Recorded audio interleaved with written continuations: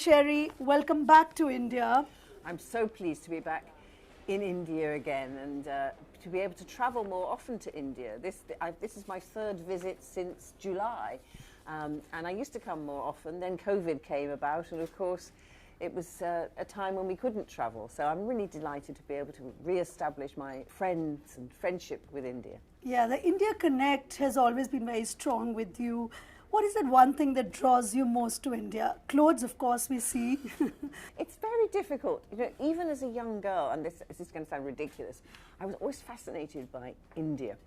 And whether it was reading Passage to India or A Suitable Boy or even, I confess, the Far Pavilions. I don't know. That's right, of course. As a young girl, I really thought how romantic and colourful India was. And of course, when I got the chance to actually travel to India myself and to see for myself the vibrancy, the colours, the people and all that they can achieve. And that's not to say there aren't also contrasts in India which are distressing.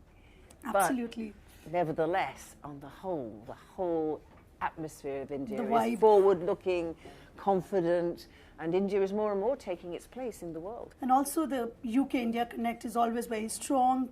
There's always been too much back and forth happening there. So, well, certainly in relation to the UK-India relationship, it's been very strong. When my husband became Prime Minister, we had huge support from the India and indeed the wider Asian community, and that led me to have the real opportunities not only to go to Diwali events, but I became a patron of something called the Asian Women of Achievement Awards, meeting the women in my country, the Asian women who are doing amazing work, being able to learn more about the dance culture, to learn more about Indian culture in general. It's been one of my privileges. So to be able to do that both in the UK and then to come to India has been a real privilege in my life. And food, of course, will be the binding force for everything, with the curry going there. Absolutely, and everyone knows that one of the most popular dishes in the UK is actually chicken tikka masala. It does fish and chips. It combats with fish and chips as what the English people love to eat. Is that one of your favorites also? Well, actually, I know that chicken tikka masala isn't actually, it's a made-up English dish, actually. But nevertheless, I do love Indian food, and I particularly like Indian vegetarian cookery, actually. Yes. Which is not surprising that Indian vegetarian cookery is so good. Cherie, tell us a bit about the Cherie Blair Foundation for Women. You've been working very ardently on empowering women, and is there an India Connect to that also? Are you associated with any bodies out here to empower women? Because I think the gender equality, though it's catching up, it's still very, very vast on the global landscape. Absolutely. You know, one of the interesting statistics that my foundation was talking about is that, you know, India's GDP, which is going up anyway, could go up 27% if Indian women entrepreneurs had the same opportunities as the male entrepreneurs. So it's a no-brainer, really, as to why we should be encouraging women entrepreneurs like Sarika here and all the women, so many women in this room who have their own businesses and are achieving amazing things. But my connection with India, when I set up the foundation back in 2008, I wanted to do two things. One was I understood that if women have their own money and can control their own money, they have the choices which otherwise they don't have. And those choices about how they school their children, whether they remain or can leave abusive relationships, whether they can decide the future for themselves, are very important. And the other thing I wanted to do is that I was able, as a wife of the Prime Minister, to continue with my work because of technology. Right. And I thought, if I can use technology to enable me to continue with my small business as a lawyer, then what good could technology do if we brought it more broadly, particularly into women on low incomes, and see how we could encourage them to expand and grow their businesses. And from the very beginning, when I thought, where can I do some good? Because of the contacts I built up with the Indian diaspora community, including, of course, my dear friend Raj Lumber and the Lumber Foundation, where we work with widows, I thought, India has to be one of the countries. So one of the very first things we did was a conference in India, which was called Women Mean Business. We did it twice. And the other thing that we did was we teamed up with a mentoring organization that was working in the universities.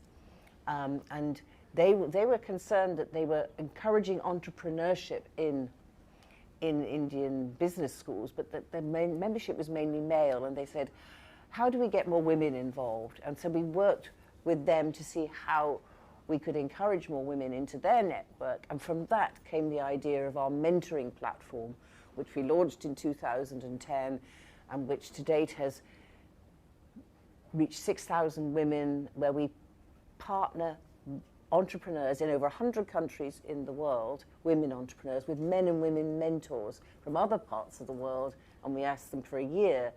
We monitor and help them develop a particular need for the woman's business.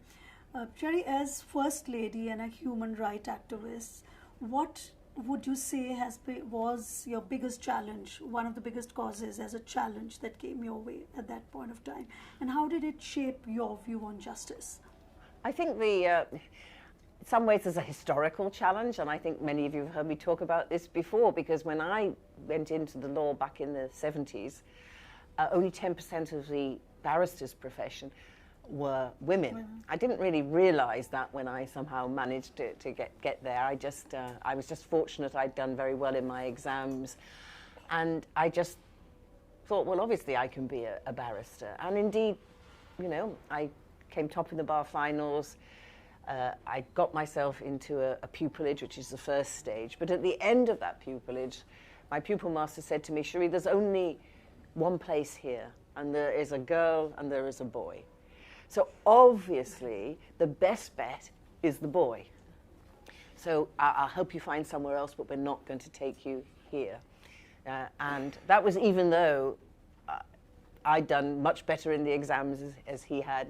But their bet was that he would still be a lawyer. Well, the reality is, here I am.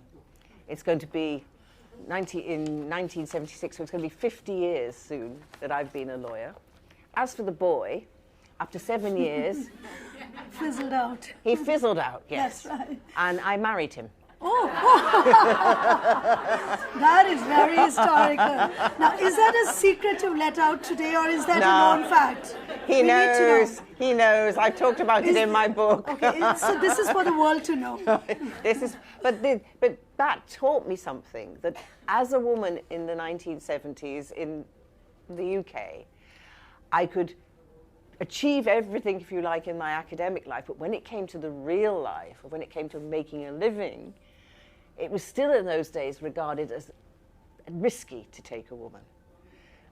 Just like today with the women we work with, when they go for finance, they will find that the banks, the investors will say it's risky to invest in your business. You know that venture capital, only 2% of the venture capital in the world is going to women-led businesses. The reality is, of course, that women tend to be a safer bet than men. Right. So that assumption is still there, and that's one of the things that we're also working on in the foundation, to ensure that women have that financial literacy, that women are prepared and know how to present themselves so that they get those opportunities, and we dispel this myth that women are not worth investing in. Definitely. Going back to your days of graduating as a barrister, then becoming First Lady, what inspired you the most to take up these courses? What was that one push? Why didn't you just continue practicing? Well, of course, I did continue practicing, and I was the first spouse, because Dennis Thatcher was already spouse. Yes. The first spouse of a prime minister to carry on with a full-time job. Because when I went into Downing Street, there seemed to be an assumption by some of the civil servants that I would stop my work. And I said, but why would I change my life? Well, I knew my life was going to stay, but my profession. Yeah. Simply because my husband's job had changed, particularly then, because that was in 97, I became a Queen's Counsel, now King's Counsel in 95. I'd just reached this landmark in my own career. Why would I give that all up?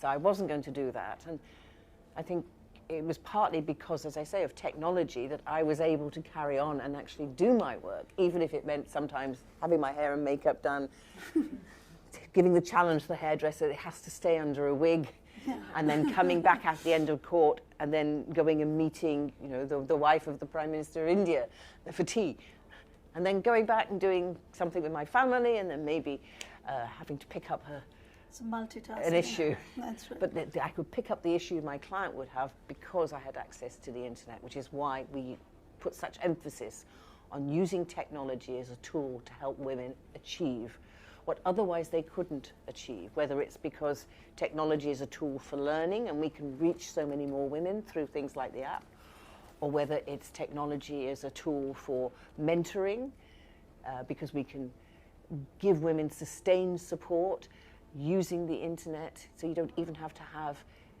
be in the same place to mentor a woman. So it's very important. I'm going to wind it up soon. As a prominent public figure with an integral role in the legal world, what is your advice to young women who want to get into it but do face that ceiling? Well, first of all, I think you have to have confidence in yourself.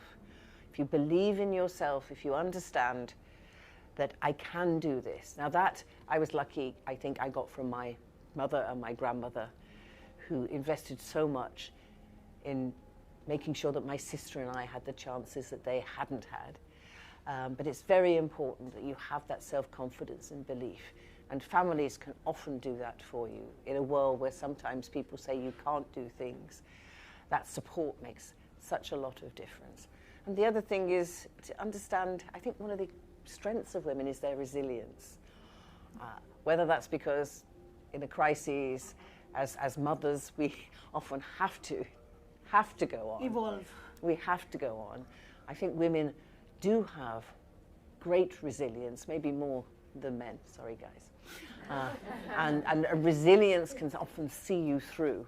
And that's one of the things we teach the women that we work with in our business training. We talk a lot about resilience and how to cope, how to change threats into opportunities. Super. And one last question, which is the love of everybody in this room, Indian fashion. Yes. What you like most about Indian fashion besides the colors and the culture and the vibrancy? Well, first of all, the sheer genius of the work that goes into Indian fashion, and that traditional work and keeping that tradition, craftsmanship is so important. But also the ability of that Indian fashion to reinvent itself for each generation. And so today, you know, Indian fashion isn't just about saris, and it isn't just about traditional clothing. It's also something that you can wear across the world. And, that's right. And Western fashion has appreciated and adapted Indian materials, and I think this fusion with Indian craftsmanship into Western silhouettes, rather. And Indian ideas as well. This is not just about using the materials. This is actually about using the ideas about shape and form and inventiveness and colours. That's right. And so I love it, and I think, you know, it's one of the great things about our ever interconnected world, that we can learn from each other. We can take the strengths of each and together combine some really exciting new ideas. And keep creating and evolving. So on that note of a love for food and fashion, thank you, Cherie. Welcome back to India, and hoping to see you back in here soon. I very much hope to. I really want to take up again and bring more programs here to India to work with the Indian people who are already doing this work and see how we can contribute to reaching that 1 million figure. And I think all of us are going to join hands in whatever capacity we all can to see that 2030 is the year we all crash it. Absolutely. We're going to do it before because we're women and we can. Absolutely. We'll prove it right. Thank you so much.